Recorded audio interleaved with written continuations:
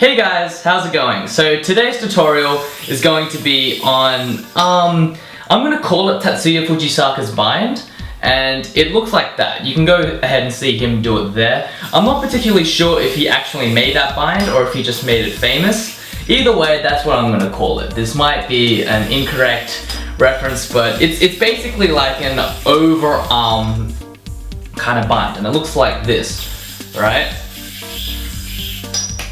Okay, so how do you do it?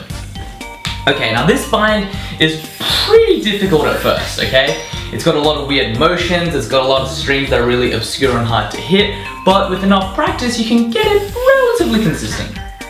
So it starts off with a forward sleeper, right?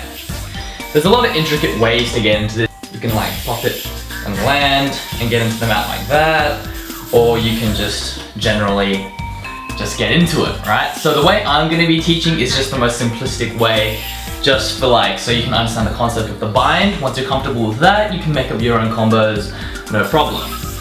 So, forward sleeper, and allow the yo-yo to allow the momentum from the sleeper to carry the yo-yo over kind of your arm. Alright, so throw there, right? And what you want to do is you want to land in an undermount like so, right? Now what you want to do from here is you want to swing the yo-yo up and around, and see this string here? You want the yo-yo to hit the string and actually carry momentum forwards, and if it does that correctly, the yo-yo will bind. Okay, so there. So, step one, throw the yo-yo over, land it on the undermount like so, swing up, hit the yo-yo, and it should bind. Okay, now, this is a pretty advanced style bind, okay? So it's gonna take a little bit of practice. It's important to carry this thing out all in one motion. So let's say I'm doing it like that, right? I don't kind of stop, wait here, and try and like launch the yo-yo up, okay? It screws up the bind and it kind of gives you a knot. So what you wanna do is you wanna make sure that even if you completely miss the string, right? So let's say I was here and I completely missed, right?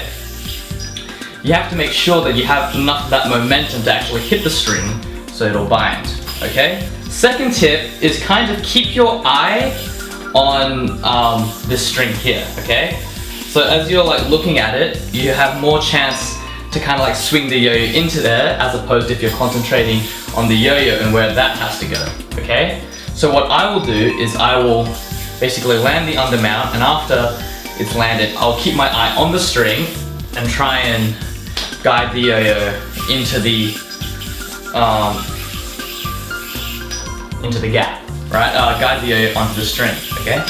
But after you get the bind down, you can do a whole lot of fun stuff and basically just use it as a really nice element in your collection. So yeah, the overarm elbow bind.